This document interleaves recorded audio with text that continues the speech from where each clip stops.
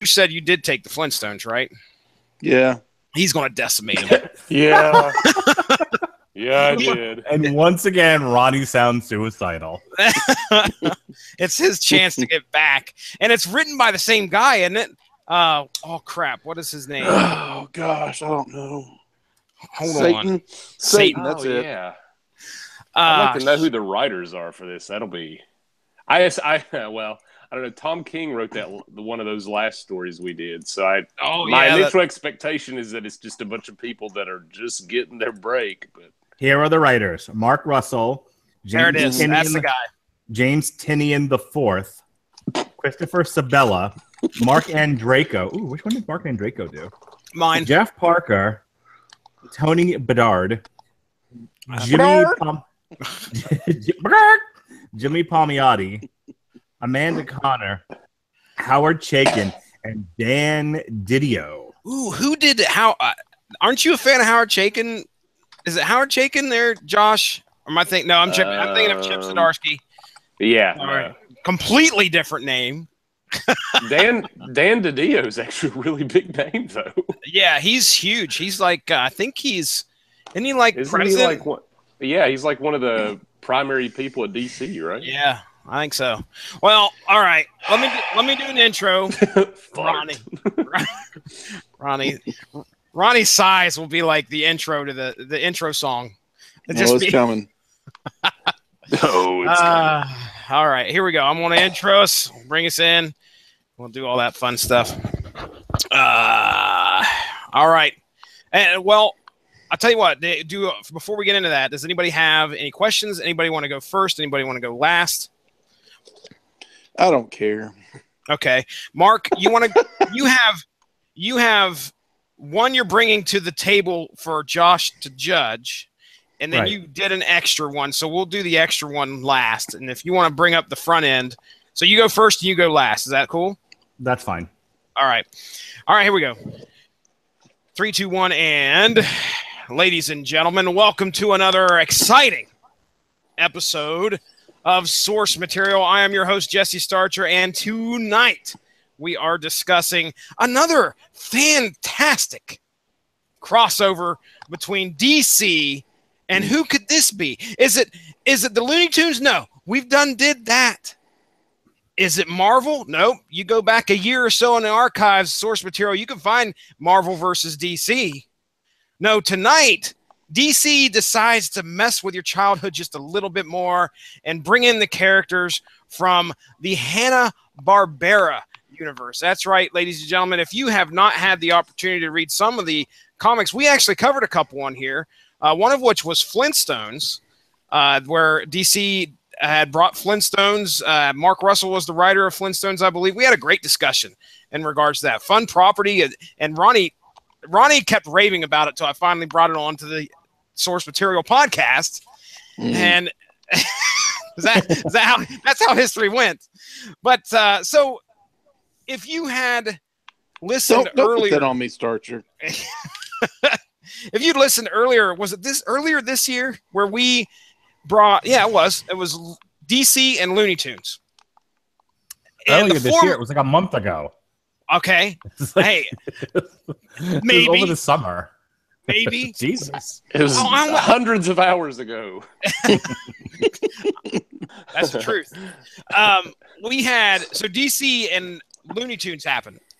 And the format of that show was where me, Ronnie Adams, Mark Radulich picked our favorite stories or the stories that we Ronnie, I will say this. I did enjoy the Batman Elmer Fudd story. Okay. I thought it was funny. It was better than I thought it was. Okay. So we brought those to the table. It wasn't by picking and choosing our favorites, I should say. It was more like, okay, you do this one, and we had quite a bevy of them to bring to the table and let one judge, jury, and executioner, Josh Calandros, rule and say, okay, that one sounds like I might be interested. That one I will chat upon. And that one over there, okay, he was the judge, jury, and executioner here. So doing the same thing tonight. We have DC and Hanna-Barbera properties coming together, doing a crossover. We chose one each. Mark got two, and we're going to present them to Josh Calandros and have him give us his input on what he thinks of said series. So let's get an introduction here. First off, Ronnie Adams, we've heard your voice here. How you doing tonight, man? You ready for this? Well, yeah. We already planned to do it. The excitement pouring forth. As excited as I could be. Okay, all right. Well, no, I'm always excited to be on here. I'm not excited about the content? Material that the content that we have on here, and I will leave it at that. Okay, all right. You prepare your argument, sir. You have to bring your best pitch to Josh Calandros. Listen, there's no argument. You all will automatically go, "Oh God, why?" Okay, here's what we got.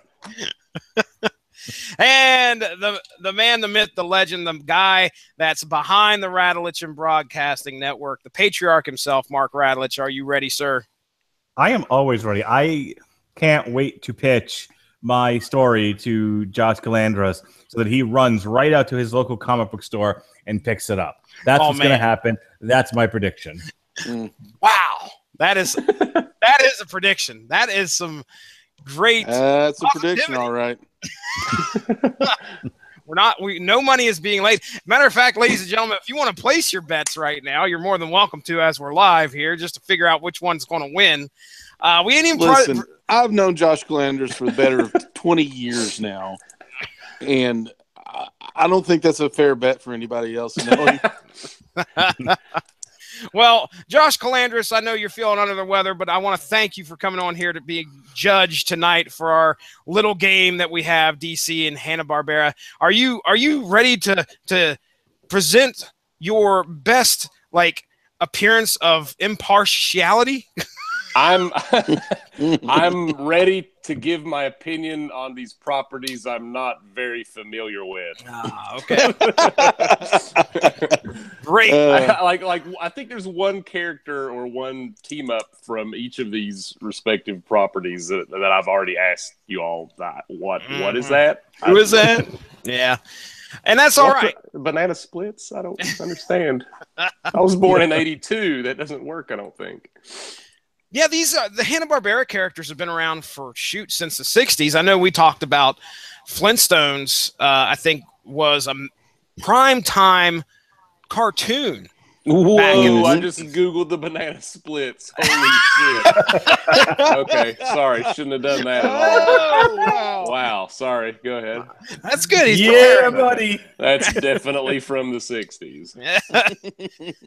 Yeah, hey, let's see. We have the Flintstones teaming up with Booster Gold tonight, and that's Ronnie's choice. Correct, sir? Why did I do that? You sounded like you liked Booster Gold. You're like, yeah, I'll do Booster Gold. Well, yeah, I do like Booster Gold, and I was like, yeah, okay, I can do some Booster Gold. And then I forgot. Never mind. I'll save it. Yeah. All right. Save it. I was the one that chose to do.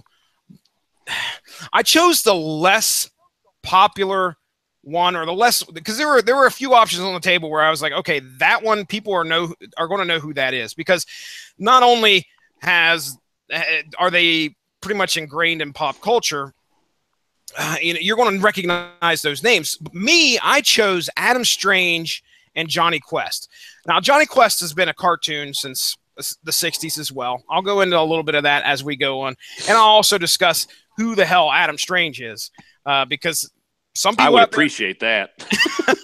Some people, I could understand, myself included, don't know much about that character, so I had to do a little bit of research. And then, Mark Radulich, you had two, because we had 4 stories altogether, 2 left over. One was Space Ghost Green Lantern, and then the other was Suicide Squad and Banana Splits. Now, which one are you bringing to the judges' chambers here? I am going to pitch the winner. of this series. Game's over already. And that winner is the person who Suicide didn't Squad. read any of these. The Suicide Squad and the Banana Splits. Oh boy! When we are done with all of our pitches, we can talk about Green Lantern and Space Ghost. Okay, all right. So I assume the Banana Splits end up giving the Suicide Squad heaps of acid. Just can we? Just from an image. I'm just going off of an image. It's kind of where it took me. Can we take a minute and everyone, if you're on a computer, just Google Liz Phair, the Tra La La song, so that Josh can hear a modernized version of the Banana Splits theme song. I think that's important here. I need him to hear. I need him. Yes. There we go. What happened? Turn it up, man. Turn it up. Yeah, who's playing it? This video, yeah, I've got it. While you guys are doing that, I will be right back. He's lying. He's gone. He's done tonight. La la la la la la la. It's great, isn't it, Josh?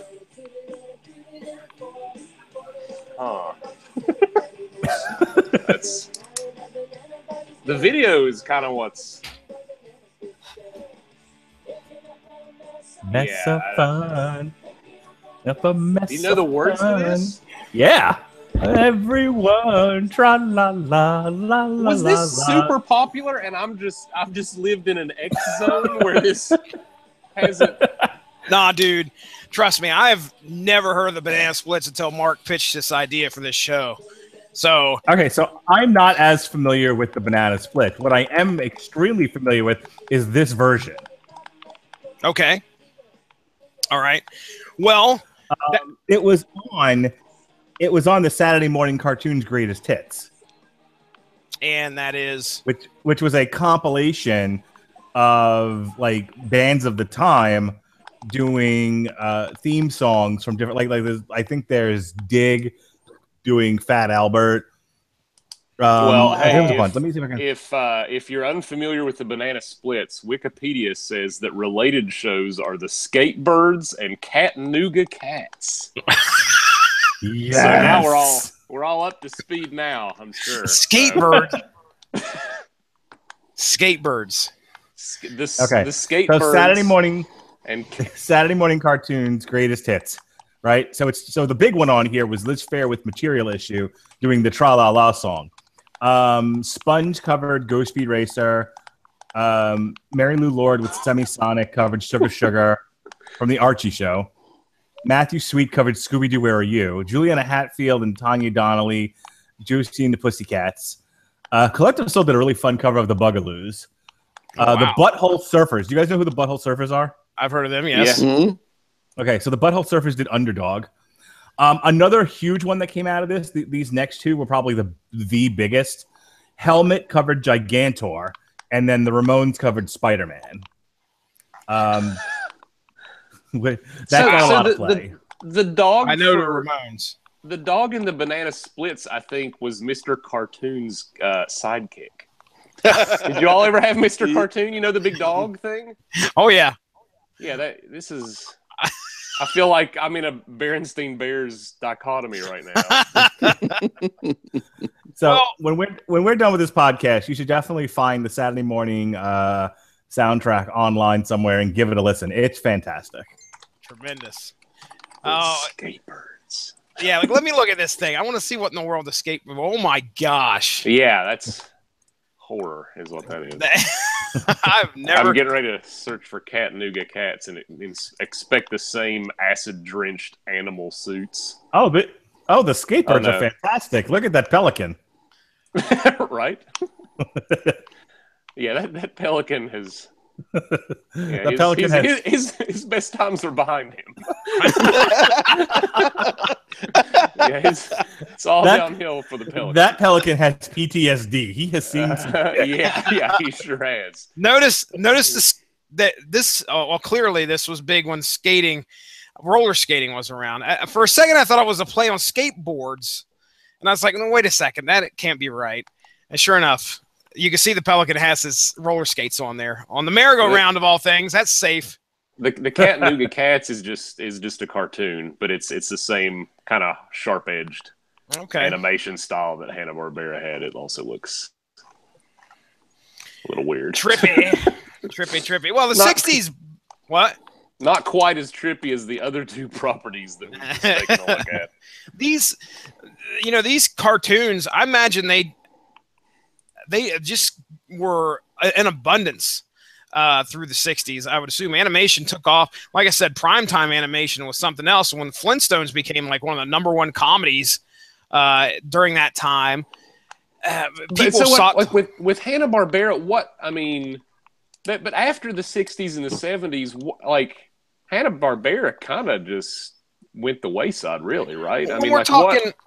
Let's look at the properties here. I'll head to Google machine and do some Hanna-Barbera properties and see what we got. I do know. I mean, Space Ghost had his fun weirdness in the 2000s, but that almost doesn't even borderline on Hanna-Barbera. I mean, I know it was Hanna-Barbera, but like. Oh yeah, well, yeah, I'll watch a Space Ghost Coast to Coast any day of the week if I can. Yeah.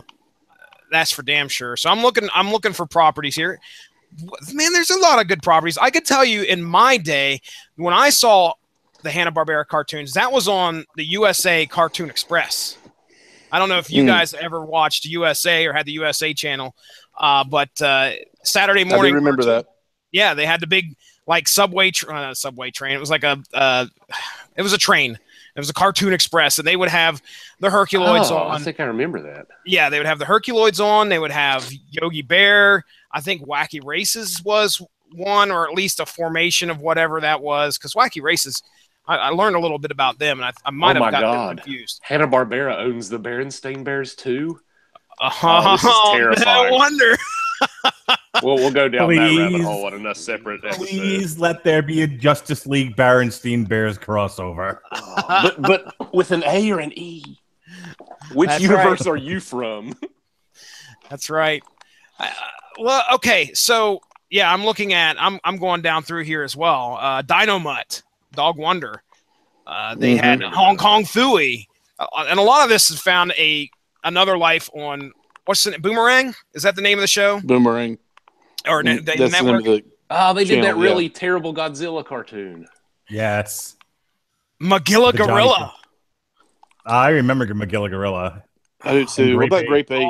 Oh, Jabberjaw! Freaking Sealab. Jabberjaws. He's the greatest shark you ever saw. He was the educationally challenged shark. That's right. He talked like Curly. Yeah, it was just a Curly ripoff. Jab, jab, jab, jab, jab, jab, Jabberjaws, Jabberjaws. He's the greatest shark you ever saw. Sealab 2020. So that found, I love this Sealab 2021. They found another way of, they did Pound Puppies. I liked Pound Puppies when I was a kid because I was like 4 years old whenever that came out. So they had their hand in the Smurfs, I guess, which is interesting. They did have Wacky Races was one of them. Yogi Bear, the Snorks. Yeah, that was an NBC favorite of mine on Saturday morning. We only got NBC, and the Snorks could be shown on there. I think it was like right on after the Gummy Bears. I actually partly remember the Wheelie and the Chopper Bunch. with the talking car. This is quickly becoming the nostalgia podcast. Oh no, Mark Radulich, never happens. So let's get the party started. All right, so Mark, you're going to bring your first presentation forward here, and we're talking Suicide Squad and the Banana Splits. First off, Josh, I want to hear, what do you think of those? Okay, you took a look at who the Banana Splits were. Do you have any preconceived notions of what the Suicide Squad is? Well, yeah. So we were talking about how I don't know a lot about. I'm a huge Marvel fan, but DC, I'm kind of touch and go. And so for Suicide Squad, literally, this is really bad. All that I know is the movie. Ooh. And so this is a weird start because that I have that opinion of the movie, which I think is kind of the general opinion of most people of the movie, and then like just this image of the banana splits that I saw. So let's run with that, I guess. All right, Mark Radlich, you have the floor, sir.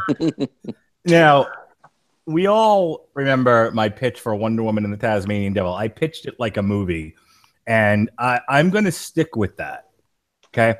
Yes, it is a comic book. It is a one shot.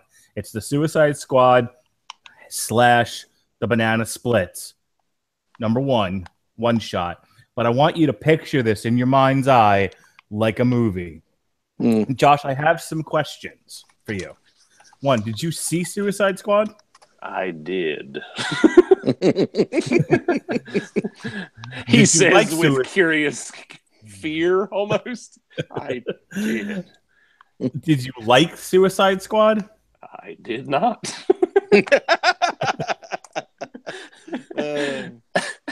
Of course you didn't. Nobody did. Let's be honest. It's a movie that did well, but nobody liked. And you know, the reason why nobody liked it, for one thing, is it had a really if it had a story at all, it was confusing and stupid. So we got to get back to basics with the Suicide Squad, and that's what this story does. What happens here is the Suicide Squad have failed in their most recent mission. They are in disparate places. Some have been captured, and Amanda Waller needs another group to go in and rescue the Suicide Squad. Now let's shift here. Who the hell are the Banana Splits? Well, they're a bubblegum pop rock band. Okay, they're playing music. We got a dog, we got a lion, we got a chimpanzee, and we got an elephant. And they play music like you do. And they're out. Everybody's as one would expect. And they're out there in the world. Now, we all know the state of a lot of bands that, you know, were big in the 60s, 70s, and 80s. They're not doing so well at the moment. They're having a rough time keeping it together. And, you know, the world has changed, and so has people's taste in music. And so this too has affected the Banana Splits. So they're out there in the world trying to get things going. And it just so happens they get pulled over by the police. And we all know what happens in this world when the police pull strange-looking people over. They get shot at. Okay? Oh, my God. They get shot at. They get arrested. I was expecting there definitely going to be some drugs in the car. That's just what I was going to get. Yeah, I don't think they were going to make it out of that at all. So we spend the first really a big part of this with the Banana Splits and their hijinks with the police. It opens with the dog character who's dressed in a blazer and slacks and a sweater and a bow tie, and he says, "Sorry, officer, but we're late for our gig.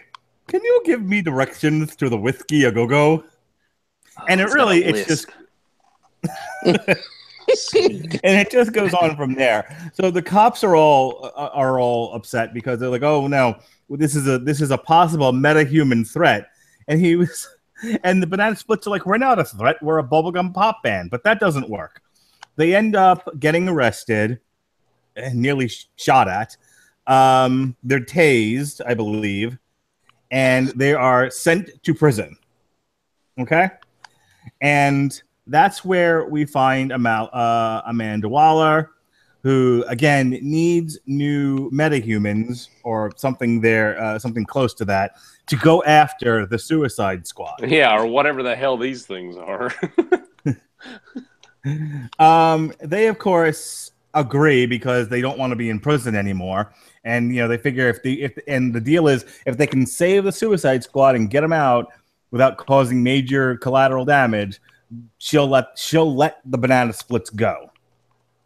Okay, so I don't know if you in this version of the Suicide Squad, which is I guess similar to the movie.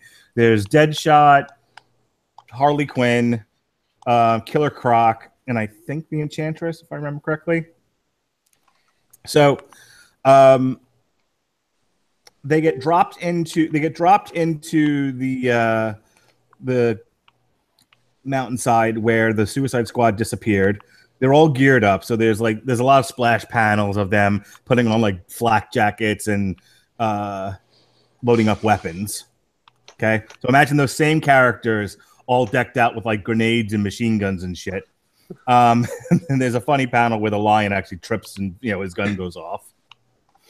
They're dropped mountainside, and they get separated too, but they each run into different members of the Suicide Squad. One runs into Deadshot, one runs into Killer Croc. Now, part of this is one runs into Katana.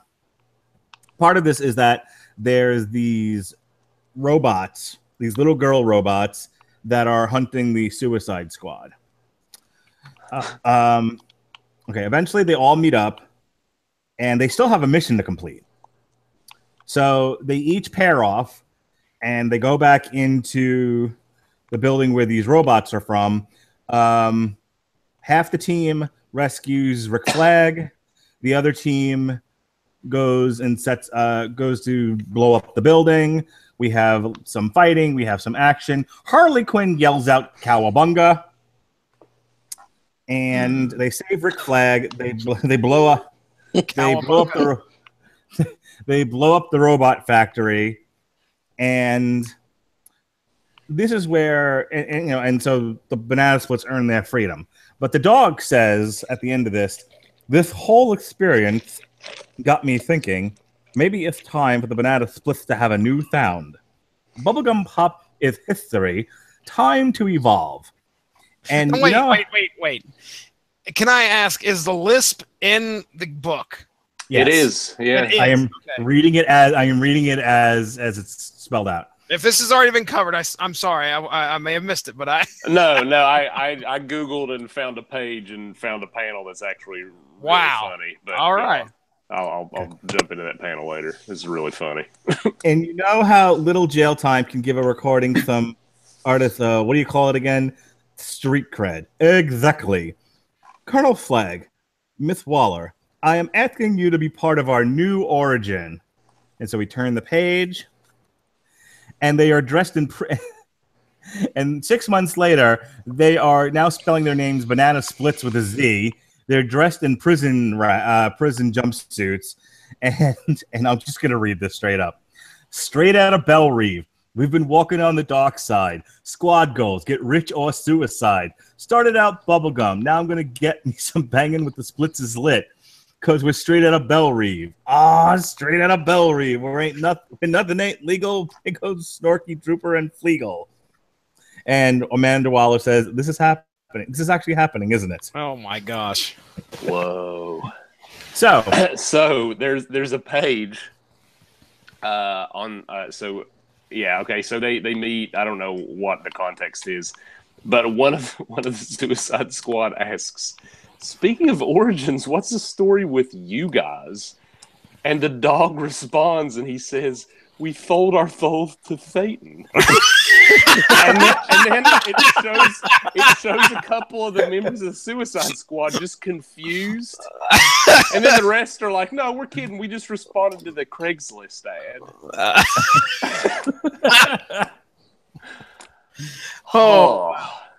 So, wow. There you have it. Now, I want you to picture that in your mind's eye, Josh. Picture a movie where anthropomorphic dogs, lions, chimpanzees, and elephants rescue the Suicide Squad from a robot army. How great is that? That sounds like you could have just put it into the Suicide Squad movie and it would have clunked right along. Well, no need to confuse an already ridiculous plotline. The one I just pitched is straightforward. It gives you all the action you could want without confusing the issue. It's fantastic. It's the winner here. Noted. Wow. Well, put that one on the list. But curious as to which list it's going on. Comics to read, comics to avoid. We'll find out here later, I guess. Comics to burn. I'll put a header on the list later. Well, okay, Ronnie Adams, what do you think of that iteration there? Well,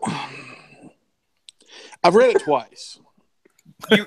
You read what Mark Radulich is talking about twice? Yeah. Oh goodness, that's like extra homework, extra credit and stuff. Yeah, I got bored. Okay. I read it the first time. I was like, that was kind of funny.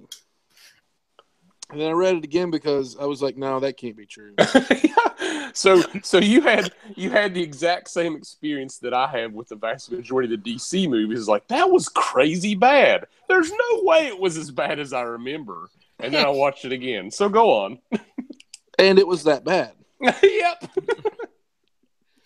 Wow. I just the more I think about it, the more I'm like, it makes me rage on the inside.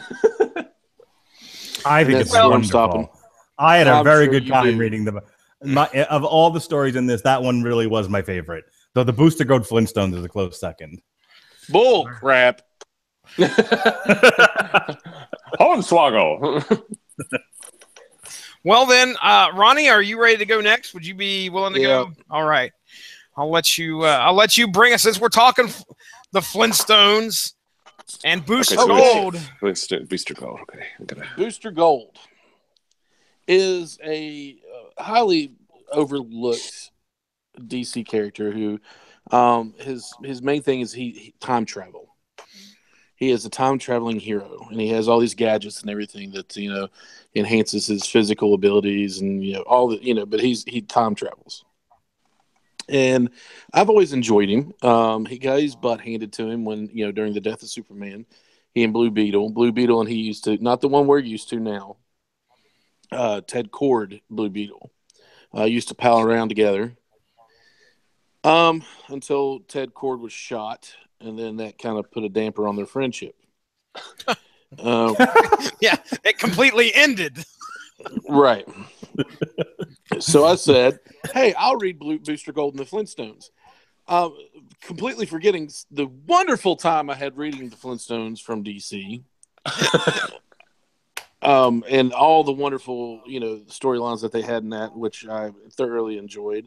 And if you can't tell, that whole statement was dripping in sarcasm. /sarcasm. I thought to myself, surely they won't do the same Flintstones from before. Who's writing it? Who's writing it, sir? Did not realize that he was going to be writing it again. Oh, dude. That's magical.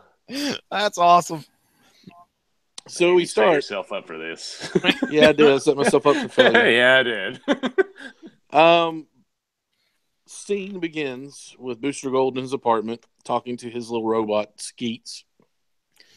And Booster is preparing himself for a date. And in the background, we see the Ark of the Covenant because he went back and grabbed it, which he stores. Now, I will tell you this. The Ark of the Covenant is supposed to be where God dwelt. The Spirit of God dwelt. And in Old Testament times, they were not allowed to touch it because if you touched it, God's holiness, your face melts. You would die. No, you would just fall over dead. It's not an Indiana Jones thing. Oh, all right. In fact, in the Bible, there's a story where they're carrying on sticks and somebody misstepped, and to save it from falling to the ground, forgetting, hey, don't touch it. Someone tried to keep it from falling and hitting the ground, grabbed it, and died. Ooh, they're like, that's an oopsie. So Booster seems to think that it's okay to store his high school yearbook in it and other things and baseballs. And I think I see. So he's able to open it up with no problem. Yeah, right. What's in the box? He has a dodo. The bird that's extinct. Just chilling, as a pet in his apartment. So there's all kinds of things wrong with this, but he's a time traveler, so he can go back and get these things. Mm-hmm. So he's preparing for a date, and he goes out to this city, this timeline, whatever. He travels in timelines and different dimensions and things like that, and time travel. He's living in Gotham, where there are no heroes or villains. There's only one police officer that actually patrols Gotham. There's actually a kid running around as the Joker. Look at me, I'm the Joker. Pardon? No, that's background noise. Oh, yeah, sorry. Oh, my bad. We learned that there are multiple animals. I mean, like all the animals are going extinct. Like moles just went to extinct, they said. And so, he's living in this time where everything is like gone crazy. And so he doesn't have any money in the bank. He can't afford really a nice meal for his date. Then when he realizes that, all of a sudden chaos breaks out in the street because there are people running on fire. And all right. So there's people running in the streets that are on fire, and there's this alien race that are flying along, just killing people indiscriminately. Please tell me it's the Great Gazoos people. They are green with spines on their back. Like things coming out of their spines. So okay, I don't think all right. So, Gotham police officer rolls up on his little, looks like a thing that Paul Blart rides, only with no wheels on it. It's floating in the air. A wheelless Segway. It's Segway. Gotham police order you to, and he turns into a skeleton because they shot him. No. So he throws his date in the dumpster, and he says, I got to help here. Try not to get disintegrated. So he and Skeets decide to activate his time sphere and go back in time because they're actually looking for him. Or not looking for him, but they're looking to kill everybody. So he goes back in time to stop them. So according to Chronopedia, he says, this race of aliens have visited the Earth before in its ancient past. So they plot a course, and we go to Bedrock, the year 20,000 BC. And there is one of those aliens standing on his little thing, and he's actually preaching a message of peace. And everybody's like, oh, that sounds nice. This appeals to me. And all of a sudden, Booster shows up and accidentally cuts that alien in half. He's gonna be the reason. Oh, please continue. So he runs into Fred Flintstone, who gives him helps him out, picks up his time sphere and everything, and gives him a ride on his Brontosaurus to Rubble Trouble with it, which is Barney Rubble's repair shop. And so they decide that they to help him as long as he promises to leave, and they try to repair his time sphere, and they actually do. So he puts out a call to anybody that's in the space-time continuum that's listening. He gets in contact with someone who is just a few centuries away from him, and she says, if you want me to help, I can swing by, and then she gets eaten by a T-Rex. Okay. This is Dr. Cloaker standing in front of beautiful Mount Vesuvius. How may I be of assistance? And they ask, hey, what year is it there, Doc? He said, well, it's 79 AD. Why do you rumble, screams of pain? It was when Mount Vesuvius erupted and destroyed everything. And then Crabulon from Omega G decides he wants to help, but he's at a Who concert, and in the year 1961. Oh, is this was this the 61? I think I can't remember what year it was. 20th century at a Who concert, and that's where everybody died. Yeah, that's where they trampled. Yeah, trampled. Yeah, so lots of little pop references in there. Mm-hmm. So he actually gets in contact with Alfred in the year 1966, and he says Batman has a time machine that lasts just this prototype for a 4-dimensional transceiver. We often receive cryptic transmissions from the future, mostly something called Gilmore Girls. Yeah, so he actually talks Alfred into opening him a bank account in the year 1966 with $10 in it, a savings account. So he just puts $10 into 1966, right? I'm so liking the time travel stuff here. Okay. So they decide to go see the scientist that is living in Bedrock, and he says he needs energy, and he says, "How much energy are you talking about?" And he says, 5 million gigajoules, and he says, "What is that in eel power?" Electric eels. And he said, "This is hopeless." So he goes out, he takes the alien, the one he cut in half. He takes the time, he takes that spacecraft, and he repairs his time machine with it. And they actually find out that he is the reason for the invasion on Earth, because they are, they decide, they figure out that he cut the peace-loving prophet in half, so they decide to take vengeance on it. So they're time travelers too, and then one of them asks, so at the risk of asking a stupid question, why didn't we attack you earlier? Kill the Dark One, which is Booster Gold, when he was a baby, stop him from murdering our prophet in the first place. Well, because then we couldn't avenge him. That makes like zero sense. Well, it's just that, shut up, it's theology, you wouldn't understand. Okay. Right. So, it goes on. He actually... he time travels back to Gotham. He brings half of Bedrock with him. And then, all hell breaks loose in Gotham, and there's pterodactyls and Tyrannosaurus Rexes flying around and stomping and tromping. And Wilma actually rescues Barney and Fred in one of their cars, and Barney and Fred and Wilma's car. And they realize, hey, the city's made of, what do you call this stuff? Metal. Okay, yeah, so it's made of metal. What are we doing here? So they work together, to solve the trouble with the time jump. And they decide that Booster decides that the best thing to do is since the top half of Gorak, which is the prophet, accidentally came with them in the ship, he puts his hand in it like a puppet and decides to deliver one last message of peace, but the puppet falls off of his hand. And one of the aliens proclaims, "Now that's just rude. Prepare to die, all of you." And then all of a sudden, Crabulon, the one at the Who concert, shows up with Gorak. He went back in time and grabbed Gorak and says, I've returned just like I prophesied. And they all decide that it's not blasphemy, that it's actually Gorak. And he talks them into being peace-loving people again, or aliens. And then he puts the time continuum back into place, puts all of Bedrock, including all the dinosaurs, back in their proper time. He goes to the ATM, and it says your remaining balance is 3.8 billion Earth dollars.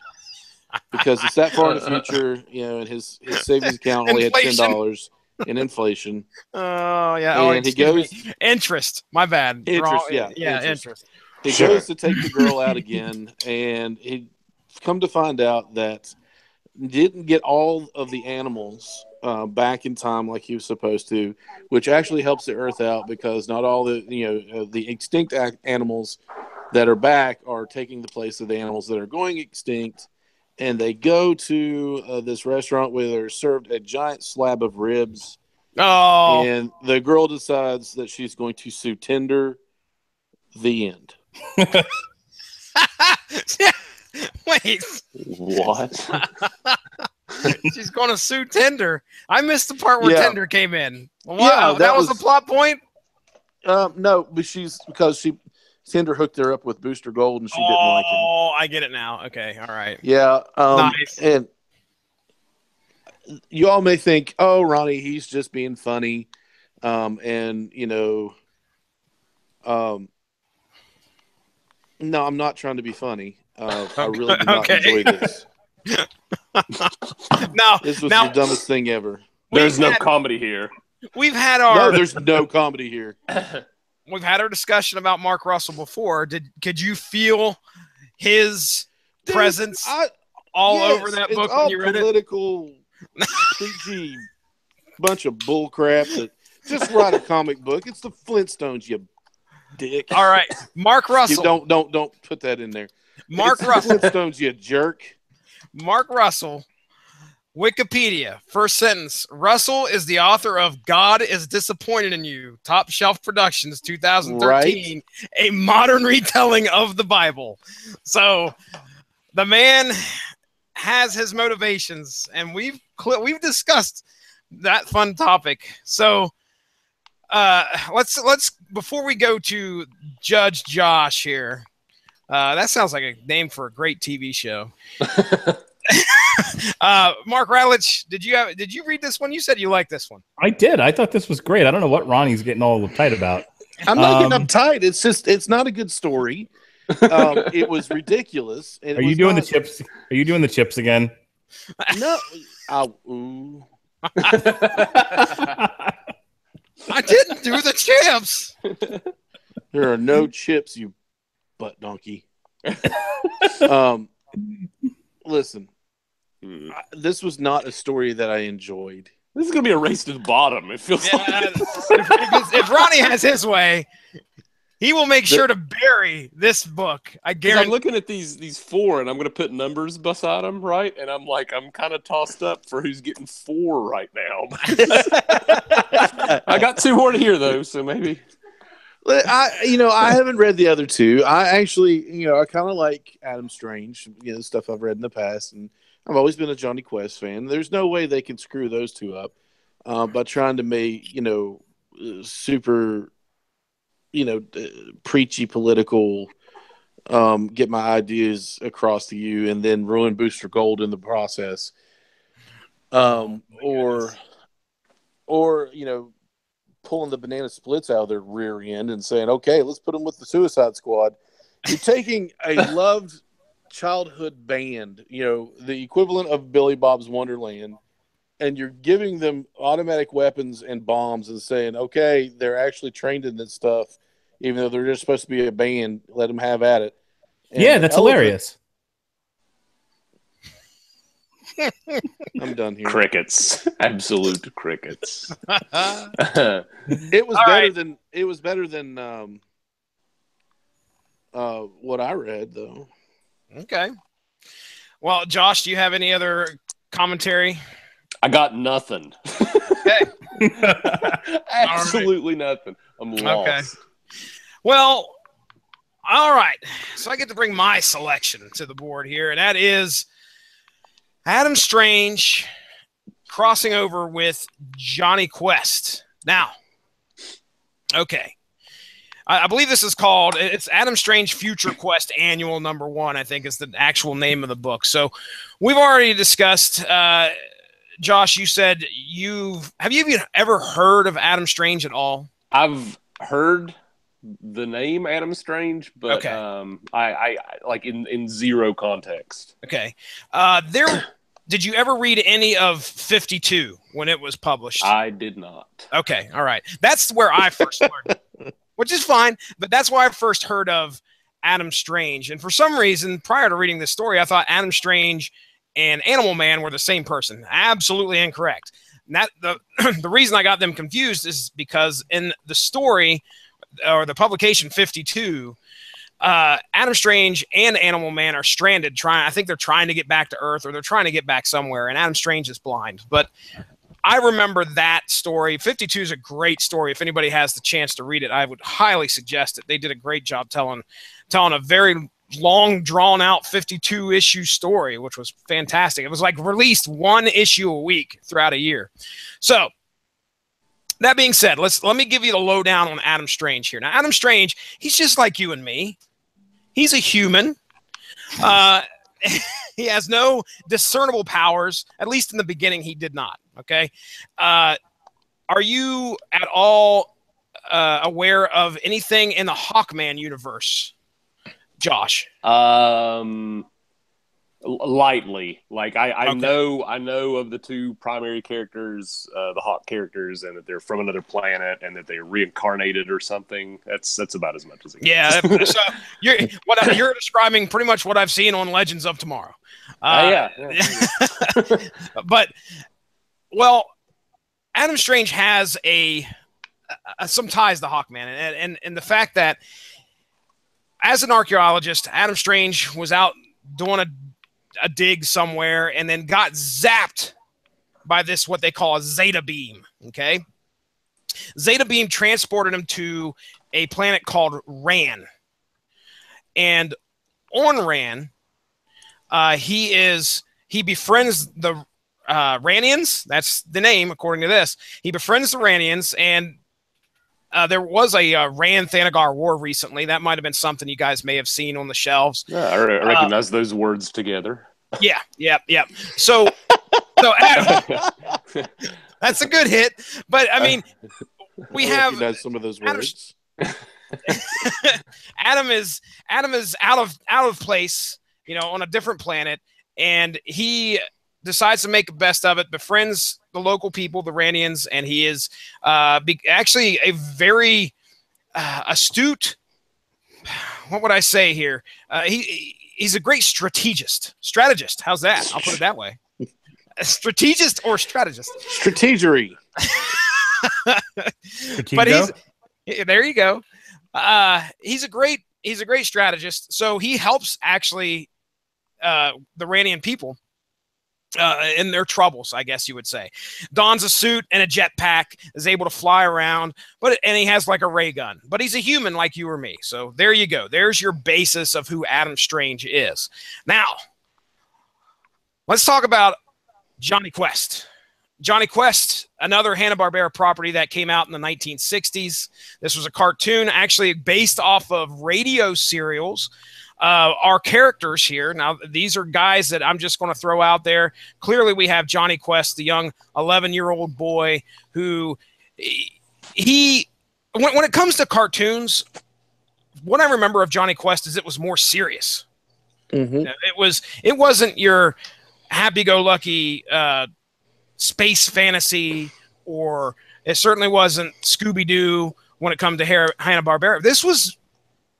When it comes to Hanna-Barbera properties, this was more grounded in what I thought was reality, where you have, I say reality, but I mean, it was taken to the extreme where there were governments involved. You had Johnny's dad, who was a secret agent or some sort. We have the Fear Agency, which is a terrorist group. I guess that you could compare them to like Cobra of G.I. Joe. And then we have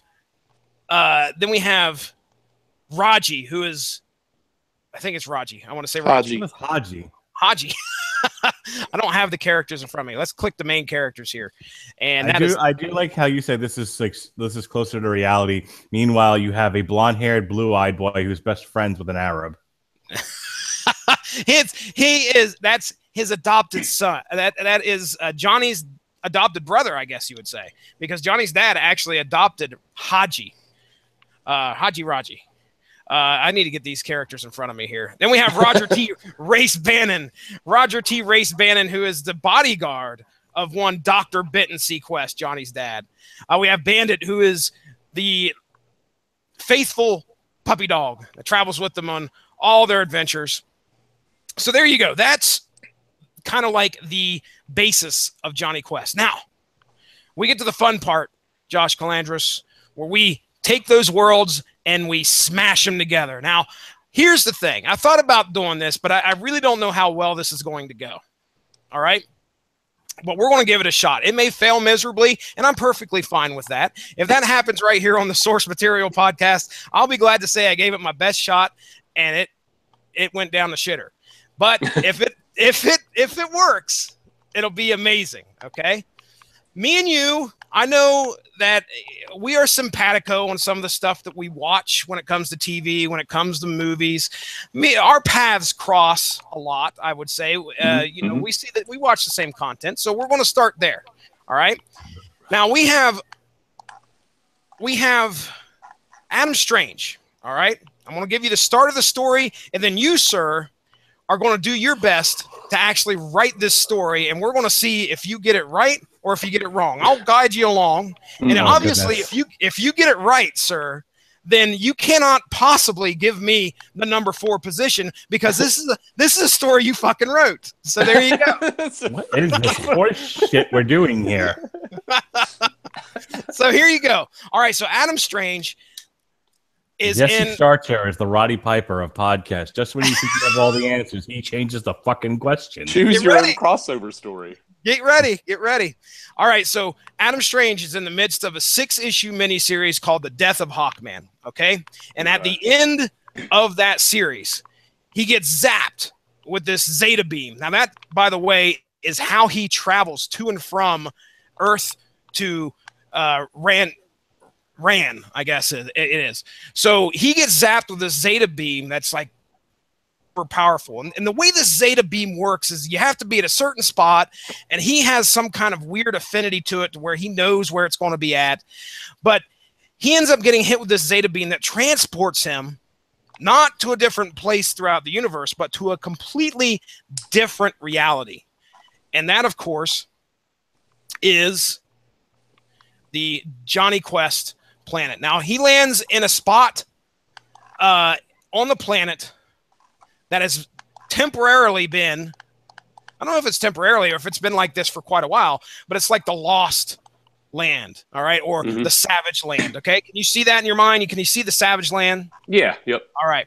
Now, what happens with Adam Strange as he wakes up, okay? Let's do it this way. He wakes up in the midst of the Savage Land. You got 3 choices, all right? He wakes up. He immediately recognizes where he's at, but he doesn't know what time he's in. Or he has amnesia.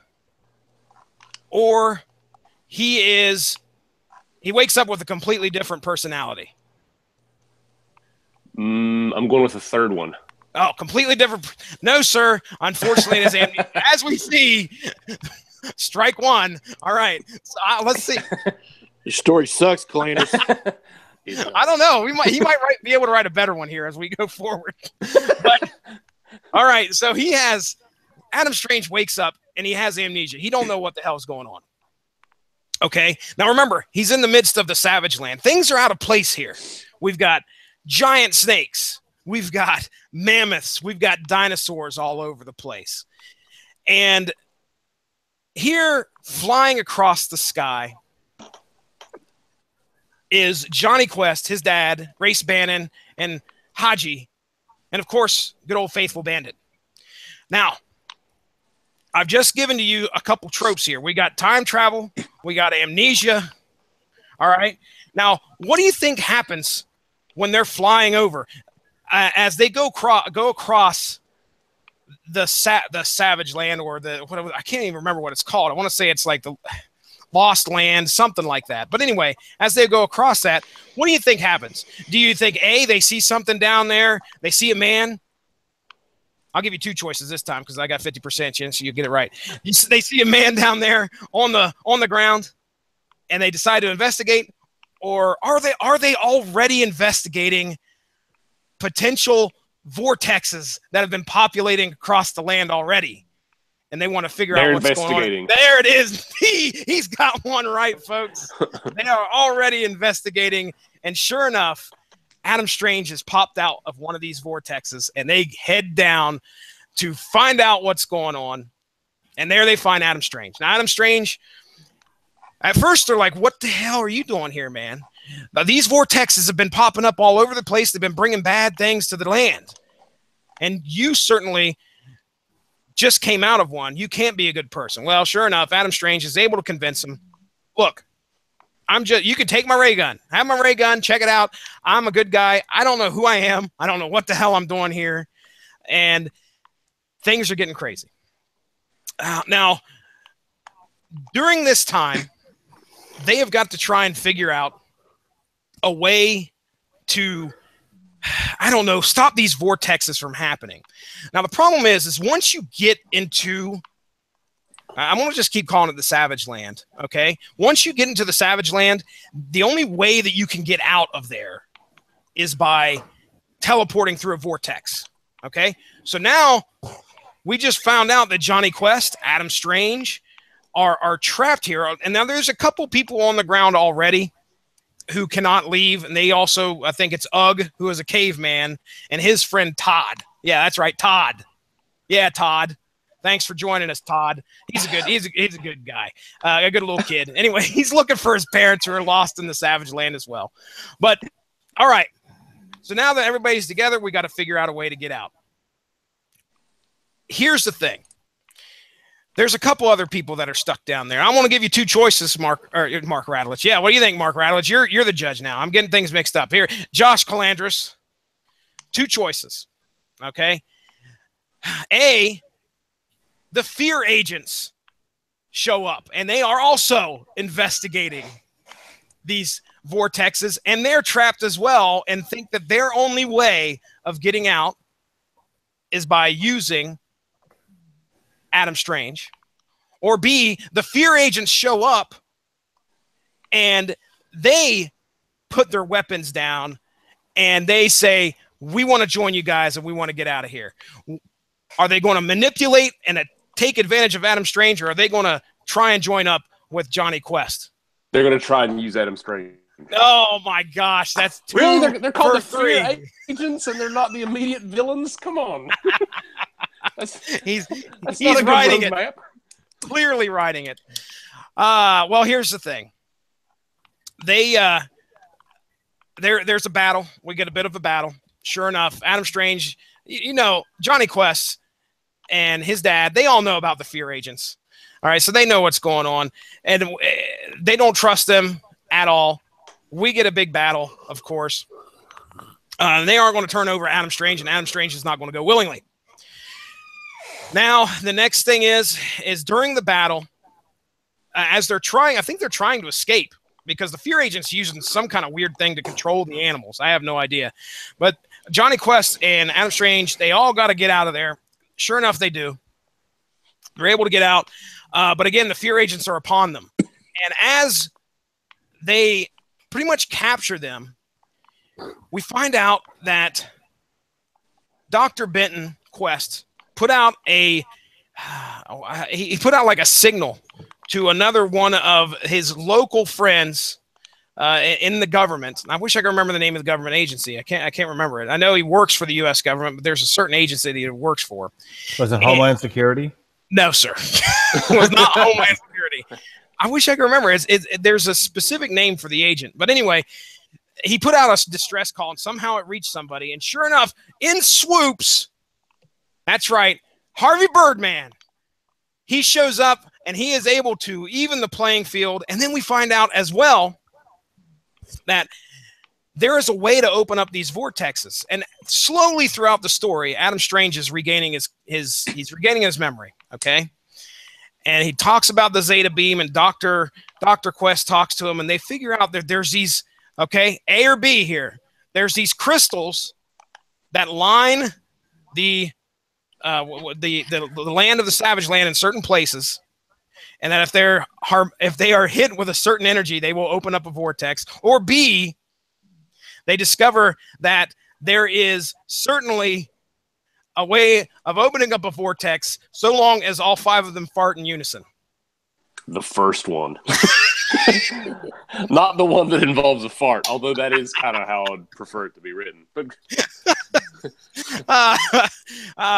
okay, this is going off the rails. So yes, that's correct. The first one, there are these crystals, and they don't know exactly how to figure it out, how to get these things to open up a vortex until Harvey Birdman shows up. His name's Birdman, by the way. It's not Harvey Birdman. Birdman shows up, and he has some kind of, just straight up Birdman. Birdman. Birdman. He has some kind of a power. Birdman. Yeah, he uses some kind of solar energy. It energizes the crystals, and voila, portal opens up. And the fear agents are like, all right, see you later, bye. Thanks for opening up the portal. We're gone. Remember, they had these guys at odds. And the fear agents hop through the portal. Now, the thing is that they don't know. They can't control exactly where these portals or these vortexes will send them. So sure enough, on the next page, you see the fear agents running for their lives from the Herculoids. That's right. Boom. Yes. Herculoid shit! reality. The Herculoid showed up in this. Yes, the Herculoids showed up. You have regained my interest. Well, sir, it's for one panel. Unfortunately, there would have been if there would have been a great battle, it would have been awesome. But yeah, the Herculoids are not very happy with the fear agents for some reason. We don't know why, but that's all we get to. That's all we get shown. Now, of course, Adam Strange, as he slowly regains his memory, he is able to figure out how to work these crystals to his bidding and create somewhat of a Zeta beam to beam himself out of the Johnny Quest reality. all the way, all the while saying goodbye to his good friends that he just made. And that's pretty much the story. That's it. It doesn't tell you like why the beams, like why any of that happened. No, we have no idea. I can tell you that the Zeta beam, that I don't know what happened at the end of Hawkman. Like I said in the chat, now unfortunately, I was at a very big disadvantage just being dropped into this story, because that's what it felt like. I didn't know what was going on in the Hawkman mini. I had to do a little bit of research, figure out what happened there at the end and why he ended up here. I just know there was, Hawkman dies, a Zeta beam hits Adam Strange, and it's extremely powerful, and it shoots him over to this reality. As to how those things pair up with the vortexes or whatever, supposedly they're similar, I have no idea. And how the crystals come into play, no freaking clue. It's like reading Revolution again. Shit. So I don't have any answers for that. I mean, if I don't want to give my criticism. I need to pitch this to you as a positive thing. I'll criticize it later. You don't have to. Obviously, you've taken the lead on that one, Ronnie Adams. But yeah, he's my friend. I'll do it this way. As much as I know about the Johnny Quest series and what it was, like I said, it felt like it was grounded in more of the military espionage, and we got to get here before this person gets there, and we're up against the fear agents and their commander, Dr. Zen. It probably felt more faithful and also continuing of that story in that book. Okay. And that's the only real justification I can give for as grounded as it seemed, because there really wasn't a whole lot of fantastical stuff going on here. If I could give one more, I'll give one more example to support why this story. And that would be, if you had Johnny Quest, of all the people that you could pair him up with, I was like, why Adam Strange? And I think the reason specifically falls with the fact that Adam Strange is just a guy, just like you and me. Mm-hmm. So, if we threw Superman into that situation, all these people who are, just rely on their guns and their wits are going to be really outmatched. So that was probably the best character, at least one of the best characters that fit well enough in that story to make it work. I'm saving my criticism for later because I really had some problems, but there you go. There's my argument. There's my argument. Fair enough. Seems like a relatively straightforward story, even though the reasoning behind the Zeta beam transports was never explained. Nope, none. And it was like, here you go, Adam Strange. All right, you don't remember what you're doing, and you regain your memory, and now you go back into the Zeta beam ether. There's just it just happened, people. That's exactly right. All right. Other than that, I turn the floor over to Mark Radulich. Mark, we'll go ahead and since he's got 4 spots on the paper, we're going to go ahead and let you pitch number 4 here and see where it falls. Well, here's the problem. I didn't really get this story. So I have the book in front of me, and this is not going to be a very strong pitch because, I didn't really get what was happening. But basically, Green Lantern's out in the space, and he's patrolling, and as he's wont to do. And he runs into one of the yellow lanterns, the one that looks like a horse and a dinosaur. Sure. No, Larfleeze is the orange one. Oh, yellow's the fear. That's right. My bad. That's right. I'm stepping back. The one DC property I know about is the one that Mark didn't really get. So Green Lantern's fighting the Yellow Lantern dude, and Space Ghost shows up, and he's fighting Zorak, and they kind of run into one another, and they're like, "Hey, this is my racket." Oh yeah, well this is my racket. They don't really use the word racket though. And so there's a 4-way fight between Gorak, the Yellow Lantern, Space Ghost, and Green Lantern. And Green Lantern gets taken down, and him and Space Ghost end up landing on this planet. It's filled with these mechs, and they say, you are in violation of the Praetorian sovereignty. Identify yourself or face complete destruction with extreme prejudice. And they meet these aliens. It's funny. Hal Jordan says, take me to your leader, which is good job, Harold. Basically, like, Green Lantern's responding to a distress call that came from the planet. And the aliens, if I remember correctly, is like, oh, there's nothing in space. There's nothing out there. Everything that exists on this planet. And you're a heretic for saying otherwise, et cetera, et cetera. Green Lantern ends up like using his ring. At some point, like he ends up like getting away from the mechs. Is there a boxing glove involved? There needs to be a green boxing glove involved. Space Ghost shows up again, starts fighting the Green Lantern. I feel like they end up knocking each other out, and another alien on the planet. It's like an alien little girl. Why the hell are they fighting? Space Ghost and Green Lantern start fighting? Yeah, it's one of those, like, they don't really understand what the other one's doing there, but they're both. But it's like, you're the enemy. Well, no, you're the enemy, and I'm the good guy. And it's like, no, you're not. I'm the good guy, and that kind of thing. Duck season, rabbit season. Yeah, kind of. So this girl like takes them prisoner. She thinks they're bad guys because they're fighting and tearing up the forest. She takes the ring and the bands from Space Ghost.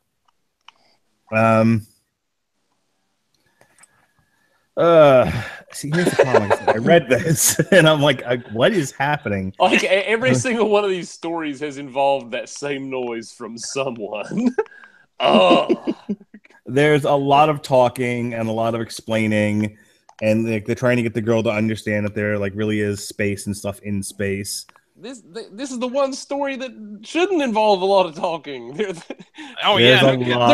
from space. They're both. This is the one story that naturally lines up pretty well. Flintstones and Booster Gold could probably be done with the time travel, but this one like is damn near written for you. You don't have to explain zeta beams. You don't have to explain why animals are walking around with guns hunting for people. You like. This was all done so poorly. There's something about a weapon here. That's what caused the distress signal. She gives them. They realize who the real enemy is. She gives them back their weapons. Only it turns out she gave the bands to Hal Jordan, and she gave the ring to Space Ghost. Oh, and they both. And then they both use the other one's powers kind of badly. It's some pretty comedic stuff that happens here. They switch. They end up using their powers together to save the planet, destroy the weapon, etc., etc. And then in the final bit of panels, they take the little girl into space, and she drop her. And she ends up building like a fleet of astronauts as she, when she grows up. Can you fly? And that's all I got out of this. That's why I was hoping you guys had read it, because like someone could maybe. I've read it. Okay, could you explain it a little bit better than I did? Because I did a very good job. I just want to chime in. I would have. Really? The art on this looks fabulous, by the way. I don't know. Great. Oh my gosh, I'm trying to figure out who the artist was, but I'll tell you right now, it looks really good. Kind of almost reminiscent of Alex Ross. Yeah, really? Yeah. It's got a painted feel to it, a real painted feel. And I'm trying to find the guy's name. On the front cover, we have Tinian IV, Sabella, and Olivetti. So I assume Savella's probably the artist. I don't have a Olivetti. It's Olivetti. He's Ariel Olivetti. All right. Yep, you're right. Christopher Savella is part of the writing team. So Ariel Olivetti, man, I'm telling you right now. Dude does some good art. Yeah, that's really impressive. As for the story, I didn't read it. Ronnie, I cut you off, man. What do you have? Did you have anything to add on the story? Oh no, he did way better than I would have. So it's just on a certain way of getting these two characters together, having them battle it out. And can I just tell Josh, there's also there's an extra story in here that has a Top Cat Batman crossover.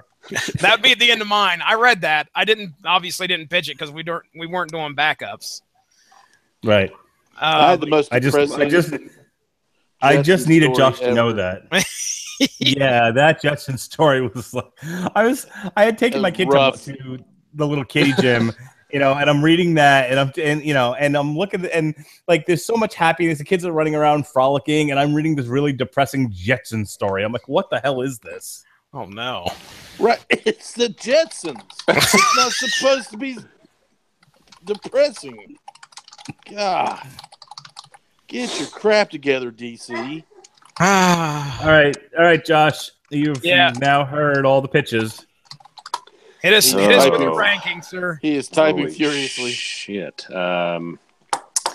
I was really expecting to come out of this as the Green Lantern Space Ghost thing as the clear front runner, just because I love Green Lantern, and that premise, just those two characters alone, makes sense. Like I said earlier, that cannot be hard. Oh man. Yeah. yeah. This is what we've got to go with.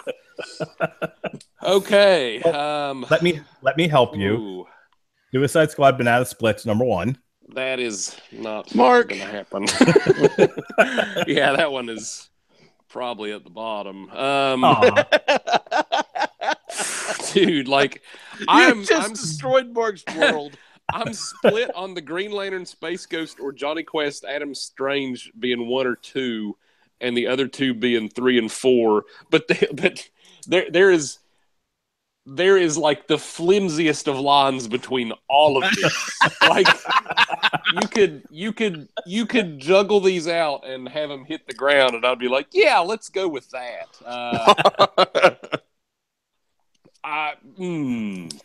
I'm probably going to go with the Green Lantern one just because the art does look pretty awesome now that I've Googled it. And it's not based on a lot. Those all sounded terrible. Seriously, those all sounded really bad. I would love to see a Banana Split Suicide Squad movie. I don't know what you're talking about. Oh, come on, dude. No way.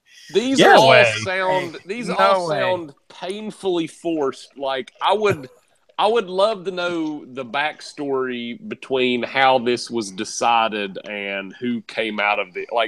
They had to have just tricked the advertisers into overpaying for ads, and everybody came out ahead on this on the money side because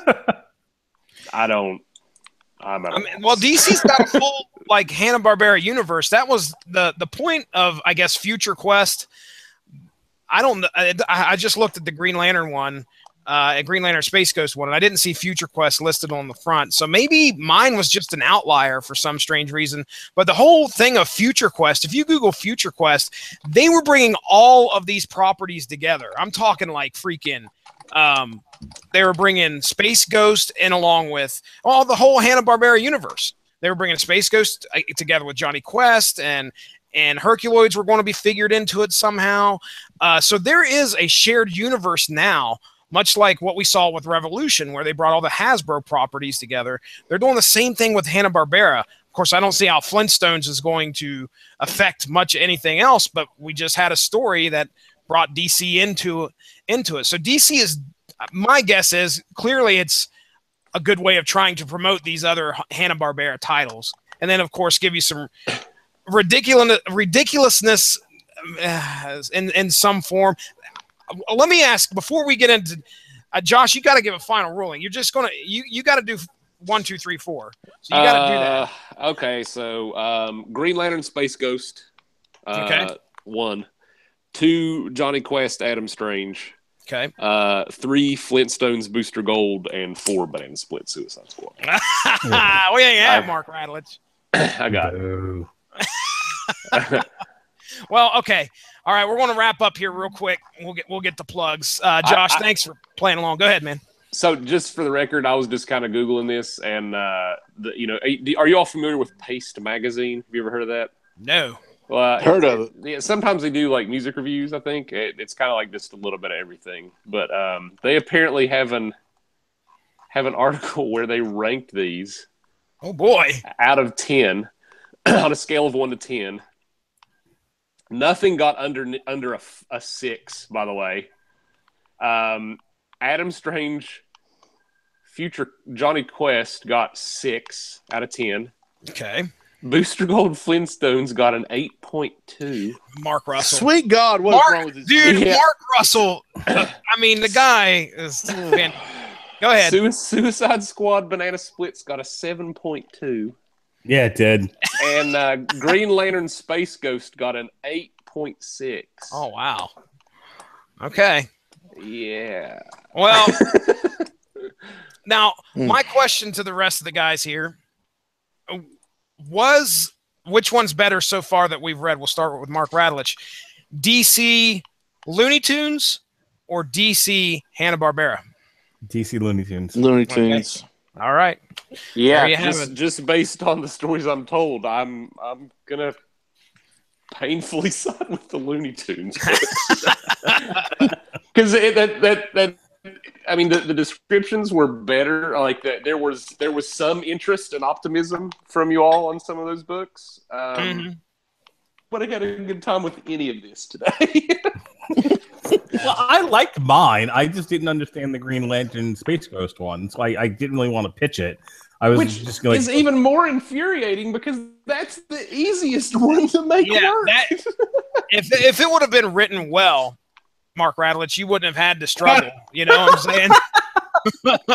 If this were a piece of shit, it would have been great. Yeah.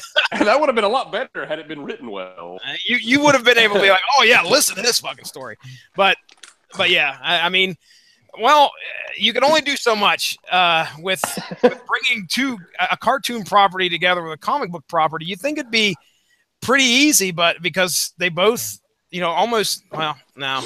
Sometimes. Any thoughts on the next DC cartoon crossover? Any guesses?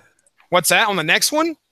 Yeah, I mean, let's just random guesses here. I mean, they seem to be on a bit of a tear here. Man, yeah, no kidding. Boy, we covered. Well, go ahead. Who do they have access to? I mean, there's certain things they just don't have access to. Well, they got WB money, so anything not Disney, right? I mean, they're not going to do a crossover with a Marvel-owned property, so I mean, that's pretty much it. I don't know, maybe horror monsters. There's plenty of horror monsters under the Warner Brothers catalog. Yeah, I don't know what that is at all. Oh, you know what? You know what they should probably do? The DC versus the Monster Verse. So it would be like King Kong, Godzilla. I think that's Warner Brothers. Yeah, hang on, let me look. All right. They could do that. I mean, they've done this. There's nothing sacred.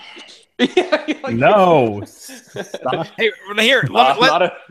There's profit involved. I've got a perfect cartoon property that they can team up with, and we can cover right here on source material. And they only have to answer one. Only one question has to be answered, and that one is, Ronnie, what's your favorite cartoon? I don't want to say it because I'm afraid somebody will hear me. Yeah. Because all we want to do is ruin his childhood.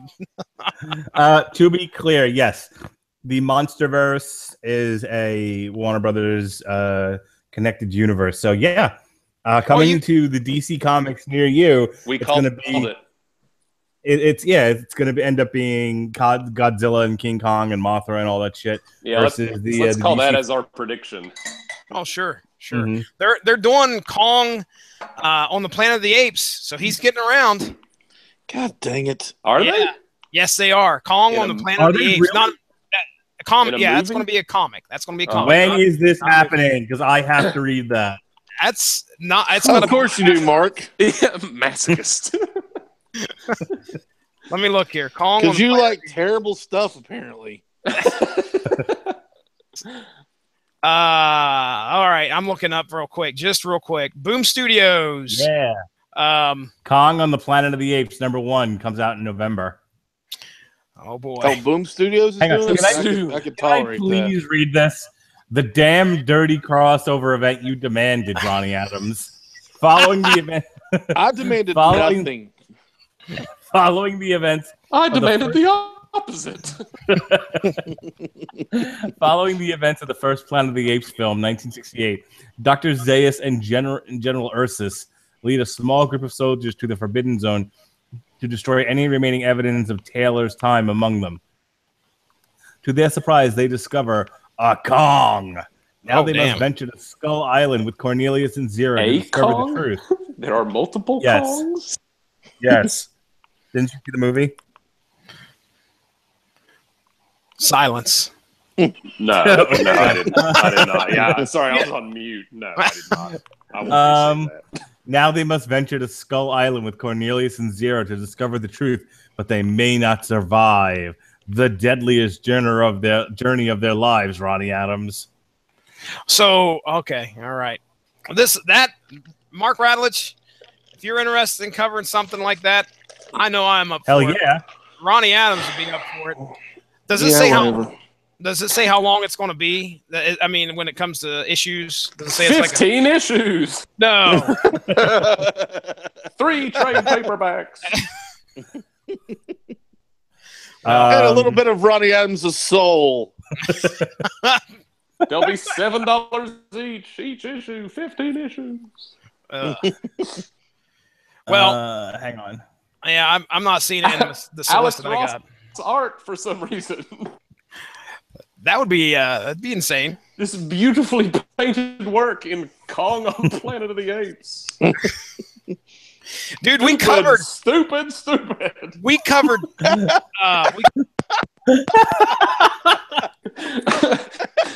All right, it's 6 issues, by the way. 6. All right. Well, that's manageable. We did Tarzan, Planet of the Apes, and that was what, 3, or was that 6? It was 6. It was 6. Okay. All right. Let's get into plugs, ladies and gentlemen. Again, thanks to the imitable judge, Josh Calandra, for being here tonight and hanging out with us, playing a fun game with us. And to my guests, Ronnie Adams, Mark Radulich, thank you very much for bringing your favorite comic books, the comic books you were assigned, and to the table. the books that you were forced to read. How dare you call this my favorite? So let's get into plugs here. Let's start with Josh Calandra, sir. You know, we get you on here when we can. I know you're a busy man, so you got anything going on you'd like to plug, sir? I'm watching a lot of college football, and I'm pumped for hockey, and that's probably about as much as far as it goes. I'm living closer to Chicago now, so I might be able to watch some of those games. Oh, nice. Hockey. I'm in the middle of college football, so. I know that's your favorite season. You had the opportunity. You had to go. You went to what game here this past Saturday? I went to Marshall at Cincinnati. So I've been to 3 games already. So I did Ohio State at Indiana. I did Ohio at Purdue. And I did Marshall at Cincinnati. And I've got another 3 games planned to go to, plus the Big Ten championship game. Ooh, very nice. Very nice. That's you want to plug your Twitter or anything? Nah, nobody's going to care. All right, then. Sounds good to me. All right, then we'll move over to Mark Radulich. What do we got going on? What's the schedule, sir? All right, for those of you listening live, tomorrow night we are doing the much delayed, but finally getting to it, on trial, Ballistic X versus Sever. On Wednesday, Jesse and I are going to try to figure out how the hell we're going to cover Primus, the Desaturated 7. Bringing you another book to you. Yeah. And then on Thursday, we're going to do a TV party tonight, Hannibal Season 1. For those of you who are listening on Columbus Day, excuse me, when this drops on the network, we've got a pair of Blade Runner shows to bring you. We've got Damn You Hollywood Blade Runner 2049, which is getting pretty good reviews. The Metal Hammer of Doom will review Cradle of Filth, and then we're going to do an on trial for Blade Runner. Ooh. I don't know which version of Blade Runner we're going to be reviewing, but can I piss you all off and say that I've never seen the original Blade Runner? I'm right there with you, dude. I've never seen it either. And the funny thing is, I'm going to do that soon, though. When I mentioned it to Robert Winfrey, he was like, "Mark, which version of Blade Runner are you going to watch?" And I'm like, "There's multiple versions." He's like, "You have no idea." Director's cut. I've always heard that's been lauded pretty heavily, right? Is that right, Ronnie Adams? Yeah. Okay. All right. Well, anything else there, Mark? No, I'm going to go to bed.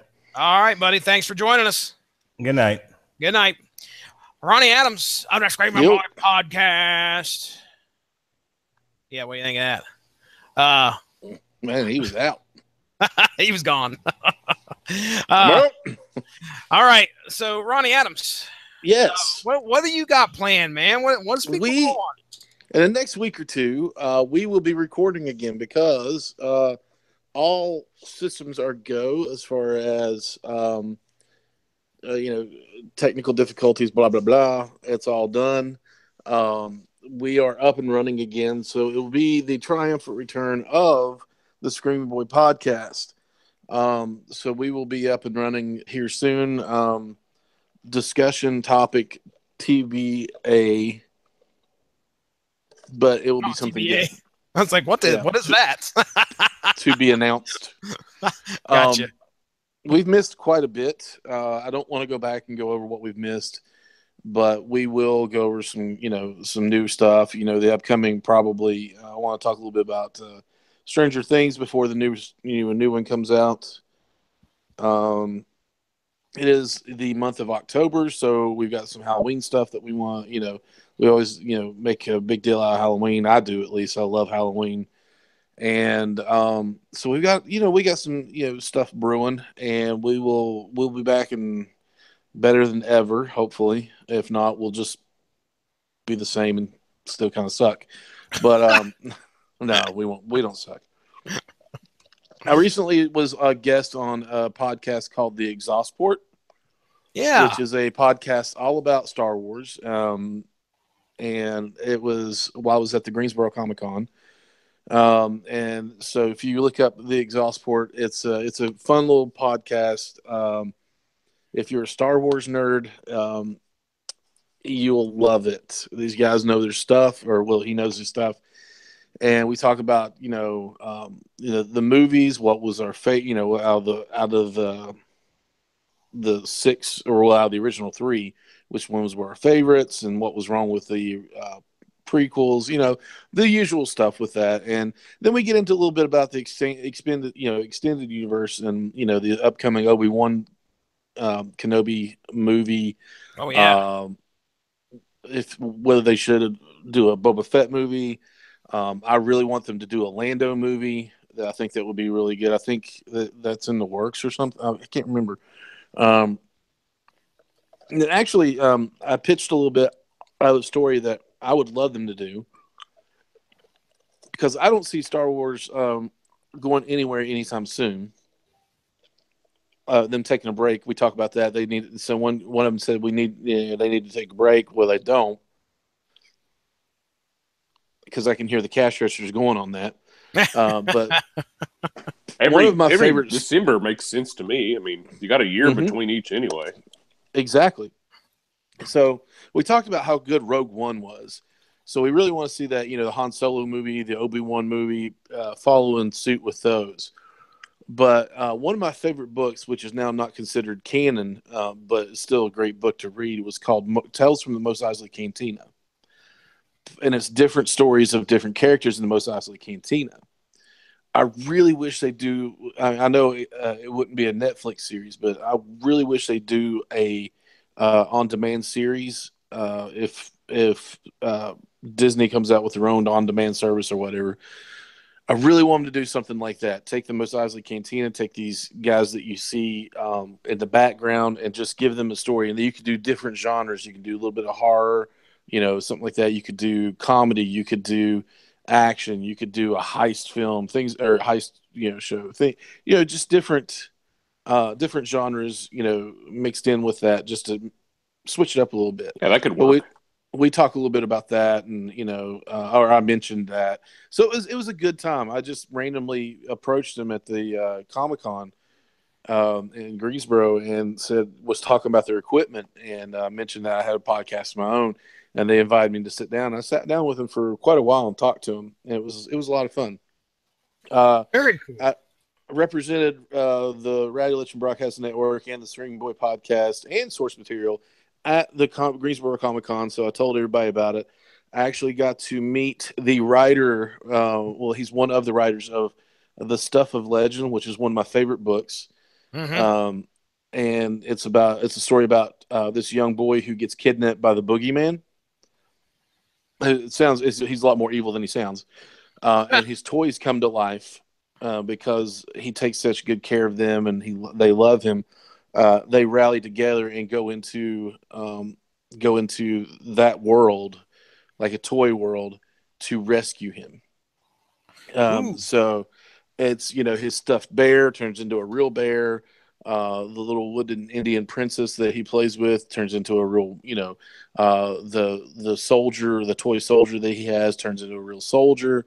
Things like that. And they just go into this universe and to rescue him. And it's pretty sad, at some points of it, that sounds pretty cool, actually.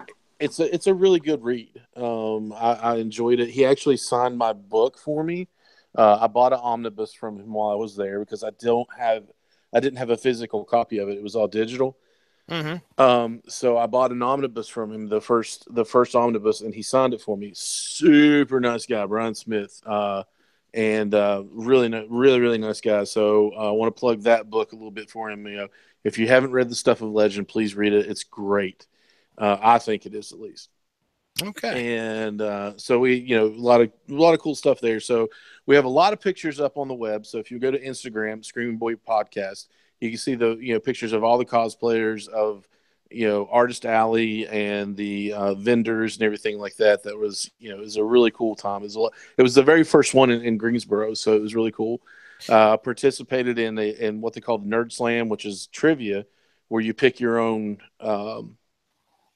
subject that they choose questions from.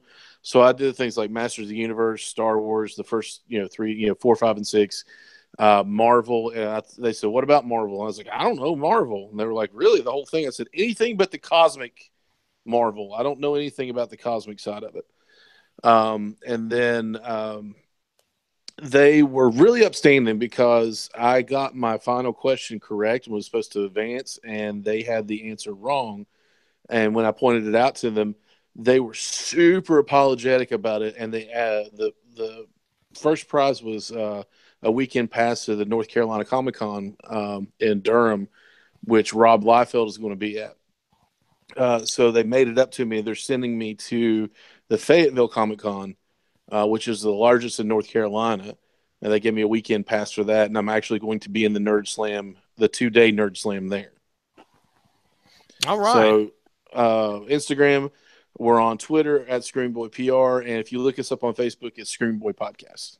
I was definitely checking out the pictures of the cosplay. Some very cool cosplay down there. So they had some really good costumes. They had some, I don't know if you call them professional cosplayers or what, but experienced. They had experienced cosplayers there. A couple of people that was their company. The 501st Legion was there with their Star Wars cosplay. They had a 7-8 foot Optimus Prime. Jeez. And he was amazing. He had to have everybody stand 5 foot back because he probably couldn't see us and would smack us in the head with his rifle. But he was straight from the cartoon Optimus Prime, and his chest opened up to reveal the Matrix of leadership. That's so cool. And my chest does that. Yes, it does. I've actually seen it. Ain't the Matrix leadership though. It's just no. There's like a ball of hair, old hamburger wrappers, and a couple empty bottles in there. But halogen light bulb. It just buzzes all the time. No, that's fluorescent light bulb. So I had a lot of fun there. One more thing and I'll shut up. Ran into a guy that was just looking to give you stuff away, And I got 2 original G.I. Joe figures complete. Not on card, but they were complete. Now you say complete. What does that mean? Does that mean it had all the weapons? Had all their weapons and their backpacks. Okay. All their accessories were there. So I got Alpine and Dusty, and then I got a complete with stickers and weapons and missiles and everything, the Cobra Ferret, which is the ATV. Ooh. And there was a couple of vendors there that were selling each of their G.I. Joes for like anywhere from $15 to $50, and the vehicles were going anywhere from $30 to hundreds of dollars, and I got all 3 of those things for $17. Nice. That's a good score, man. Yeah, you can definitely find a lot of cool stuff at these cons, and if you find the right guys, you can clean up. So, very cool. Got to see some really cool artwork, things like that. Okay, I'll shut up now. Ronnie Adams, he hasn't had a podcast for a while, as if you couldn't tell. I want to talk. He wants to get in what he's done. Well, ladies and gentlemen, you can go over to the Rattleitch Broadcasting Network Facebook page to stay up on top of all the great podcasts that we have to offer. We do MMA, we do wrestling. See a lot of great wrestling content over there from the W2M net.com guys, Sean Garmer and all the great contributors from over there give us a lot of podcast content. We just like Mark said, we do TV, we do metal reviews, comic books right here on the Source Material Comic Book Podcast. So there's something on there for somebody, just about darn near anybody that can enjoy. I want to give a shout out to Remy if he's still watching. I know Remy checks in with us every once in a while. Just got a message from him there. From Dueling Ogres. They just went to the Parkersburg PopCon here last weekend, so I'm sure they may be releasing some kind of content, possibly. Couple of the podcasters got together that I know, which is Dueling Ogres, and then the guys from What's Going On, Joel Gant, the guy that did the Remix recap with me here in the archives, where we talked about Remix Throwdown for the Pound 16 that happened here in Marietta, Ohio. Some great wrestling content on there if you guys want to check that out. I'm a big fan of Remix. They bring in a lot of great talent. I know Josh Calandris loves wrestling. Can't get him to stop downloading these wrestling podcasts. I'm probably going to head to bed. But you can follow me at Stiznarkey on Twitter, at SourceMacCast if you want to follow the show's Twitter. I think that's about it. I mean, you guys just go in the archives, check it out. Type in Rattleitch. That's all you got to do on any podcast program, app, whatever, and you're going to find Rattleitch Broadcasting Network and all the great content that we have. I'm ready to go to bed. Ladies and gentlemen, thank you very much for joining us. Our good friends, Josh Calandros, Mark Rattleitch, who is probably snoring away right now, Ronnie Adams, who hopefully will be having a podcast here pretty soon for the Screaming Boy. And oh, definitely. It's happening. It's a happening. It's a crapping. Ladies and gentlemen, have a good one.